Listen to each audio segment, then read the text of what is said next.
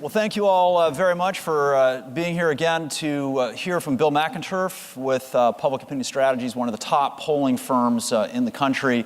Bill and his colleagues recently came out of the field with some important results about consumer attitudes towards data privacy and about the laws and regulations which govern issues like data breach notification. You know, when I was Attorney General, like all AGs, I zealously guarded the state prerogatives when it comes to enforcing consumer protection laws.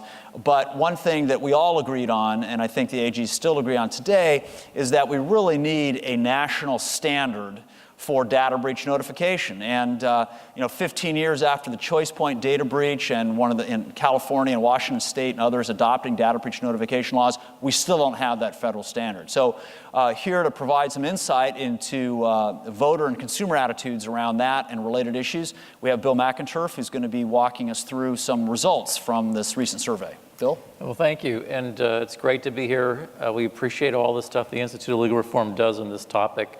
We've done qualitative research. This was a national survey, and so perhaps not surprising given what's happened with many major companies. What we're watching first is an increase in the concern about people saying that they're worried about their shopping online experience and their security. That's 42% a lot, 74% some. And I also do polling for CNBC and NBC Wall Street Journal. And you can kind of watch that this is an issue that's getting more salient to people, not less salient. But you know, the other thing I think that's true is in an era of WikiLeaks and all the stuff that we see, this is not an issue where people expect a class action lawsuit. And for the most part, it's not the kind of intervention they want to see. And so we were giving people a question about yes or no. Do you think that there should be a class action lawsuits if companies act in this way?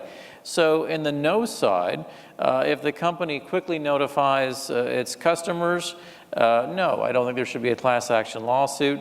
And then if the industry and if the company had taken responsible steps, and 70% say no. We have about 25% say yes, and surprisingly, we ask people, have you had a data breach? Have you been notified? How much do you do online? And there just was not a lot of difference in response based on their own experience. So I think and by the way, this is another issue on this issue, where in a country where we see enormous political polarization, we don't see much difference between Republicans, Independents, and Democrats. And I'll just say, as someone who does a lot of this work, when you have a topic in which you don't see a difference between the parties, that's now a major issue. Something that really grabs you by surprise. And finally, to your point about would you like to see a national standard? I think that in our focus groups, literally everybody said yes. We replicated that in a quantitative survey, and we described, and you can see here in the language, the need for a national standard, and that's quite strong. Now, one thing, and by the way, again, when you get to a 57% strongly favor, that's an issue in which we have kind of American concurrence, and again, not a difference by political party. Now, we're not showing it here. We have it in the one-page summary.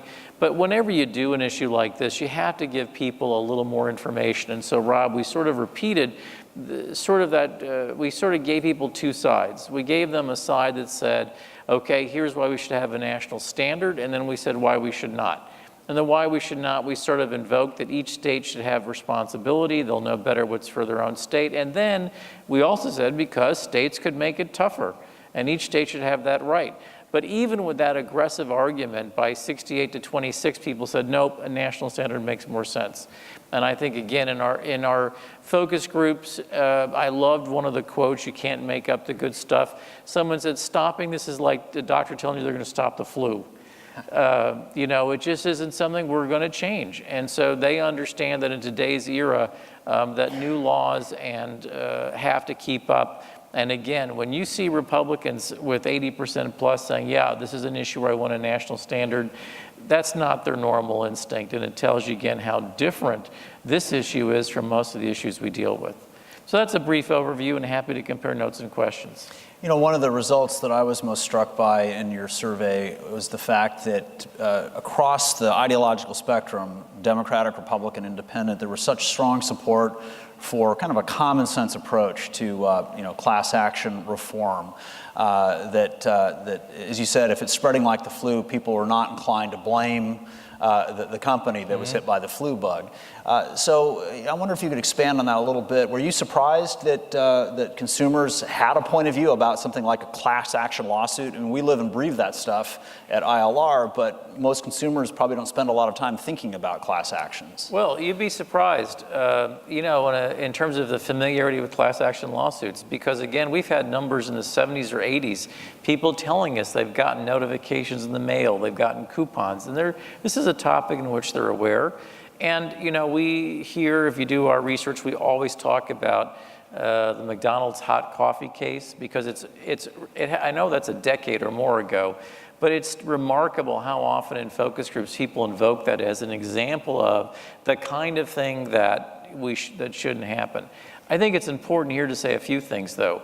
One, what people say is, here's the common sense. If you've been hurt in a data breach, yes, you should have standing as a class action. If you've just been notified but suffered no damage, you shouldn't. That makes sense to people. But again, as a cautionary note, they are really carefully looking at what actions did the companies take. Were they state of the art? Did they do everything they could? Was there sufficient stuff in place to protect their interest? And again, another focus group quote I loved, which is, if you can't protect my information, then don't collect it. And the other thing I need to caution the companies here about is that, again, we present both sides. We gave them an example of a company where for the third time, there was a data breach where they had not fixed the same problem 2 times. And I will tell you that I know we have skilled litigators, I'm sure, in the room. I would not want to be the person defending that company. That the focus group reaction and the people's reaction to, what? That happened 1 time and it happened 2 more times, I didn't fix it?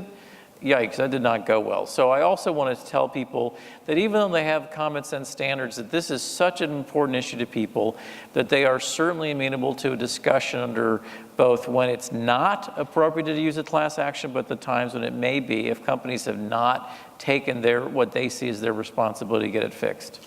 I was thinking about why people are so much more concerned now about data security than they were even 5 or 6 years ago. The numbers are striking, as your slide indicated. And I thought, well, part of that's probably the heavy news coverage. I mean, there are just so many of these that are reported. But then I saw the slide that showed how many people reported being directly affected. Can you talk a little bit about incidents of identity theft, for example, and other ways in which consumers are directly affected and thereby become so aware of data security issues? Well, and again, I want to say surveys can over-report data, but we had about 16% say either they or someone they live with in their family had it happen in their household. 45% said they've been notified that their personal information could have been broached in one of these very publicly targeted, the big company, millions of records kind of stuff. And that 16 and 45% are pretty similar to what CNBC in our data had a year or 2 ago. That's not going up, but that's a lot of people. 45 million people is like 120 million adults in the country. But that's where I'm saying that given that personal experience, you might argue or think that, well, if they've had that experience, they'd have very different attitudes in the questions we've talked about, and they don't. And I think it tells you how ubiquitous this has become in our culture, that we're not seeing a much sharper difference based on attitudes, based on their personal experience. I think it's heartening to know that consumers, when asked, think that you actually have to be harmed before you have a claim.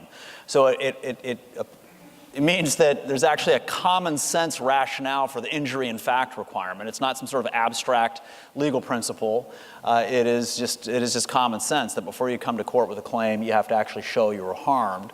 And I take it that people, notwithstanding their fears, are still active online. That they're not saying they're going to stop shopping online. So, are you seeing any trends there in terms of in terms of consumer behavior in reaction to concerns about data security? Yeah.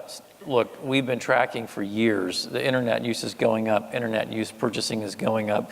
And of course, I work all day long with millennials, who are 25 and 30 and 35, and they sort of tease me as a baby boomer.